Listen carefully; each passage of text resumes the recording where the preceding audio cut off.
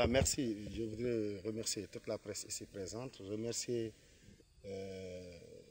ce public qui est là, en commençant par l'inspecteur de l'éducation et l'ensemble de ses collaborateurs, y compris donc, le coordonnateur du collecte et l'ensemble du personnel administratif, le personnel enseignant de la commune de Pikine Nord.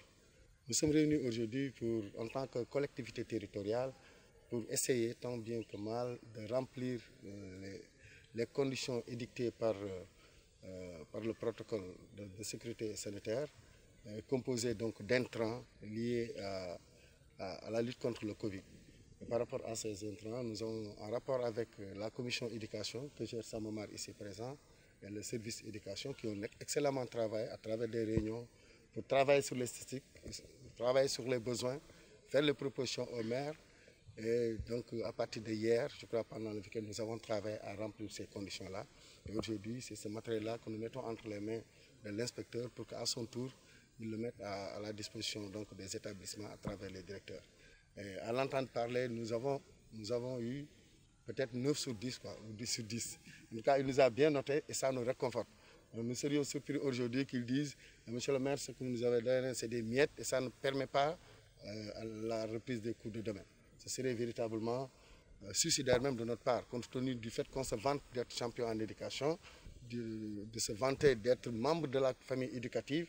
Aujourd'hui, je suis très content d'apprendre que nous avons rempli ces conditions et je félicite tout mon staff qui a travaillé à cela. Je rappelle que je gère uniquement les classes d'examen élémentaires, c'est-à-dire les CM2, CFE. Et je peux vous dire aujourd'hui, selon les statistiques, que nous en avons 851 élèves, publics et privés compris. Nous avons 9 établissements publics et 6 établissements privés. Et le tout, donc, par rapport aux candidats, nous en sommes à 851. Donc, par rapport au corps enseignant, on en a 205 à part de l'inspection des directeurs d'école qui sont à l'école, à la commune de Pikine Nord, le personnel administratif, les enseignants, tout le monde.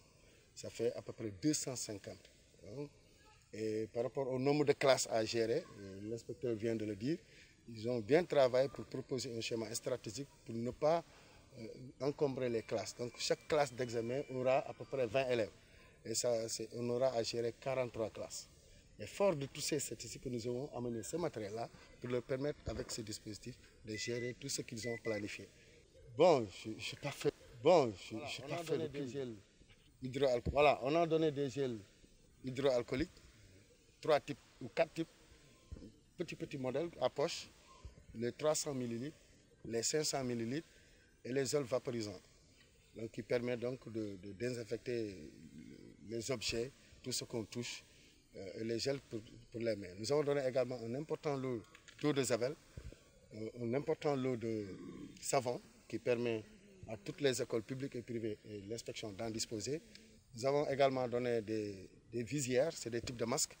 Nous avons donné des masques pour élèves de CM2, des masques pour le corps enseignant et le personnel administratif.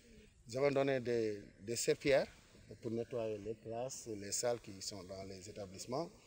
Nous avons également donné des thermoflasques pour qu'au moins chaque école puisse en disposer. Nous avons également...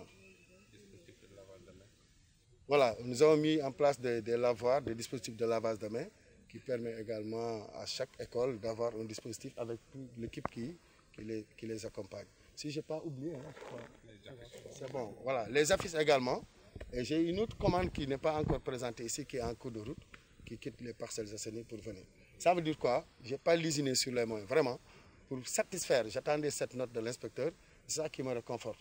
Hein, que demain, s'il y a ouverture, c'est parce que nous avons rempli notre condition par rapport au kit qui nous avait été imposé. Et je rappelle que nous sommes, en tant que collectivité territoriale, à cette période de guerre, nous sommes des agents de l'État qui sont tenus d'exécuter véritablement les recommandations de l'État.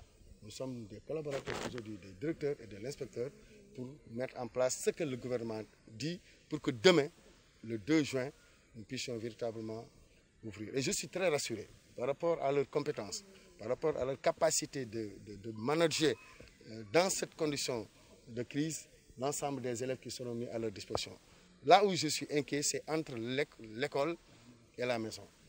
Il faudrait, je sais pas terminer, il faudrait que la sensibilisation continue. Et je suis fier de constater que le Conseil communal de la jeunesse s'est engagé avec l'AMIPN, l'amicale des élèves étudiants de Pikine Nord, pour accompagner le dispositif qui sera mis en place dans les comités d'alerte pour jouer leur rôle. Et j'attends leur sensibilisation à travers véritablement cet intervalle maison-école. Parce qu'à l'école, je suis sûr qu'il y aura véritablement une excellente manière pédagogique de coacher en respectant les distanciations sociales, en évitant les regroupements, mais en essayant surtout de ne pas stigmatiser les élèves. Il y a des possibilités. J'ai donné un exemple hier en coordination. Pour les jeunes filles, la plan-lune, comment on appelle ça? Plan-lune. Plan-lune. Pendant la récréation, c'est possible. Hein? Parce que c'est quelque chose qu'on dessine sur le sol et que l'élève joue, se distrait individuellement sans contact. Je pense qu'ils peuvent imaginer des formules comme ça pour que la peur, là, cette crainte bleue, vraiment disparaisse. J'attends, inspecteur, de votre part cet allègement-là pour que les élèves puissent apprendre à magasiner de la connaissance.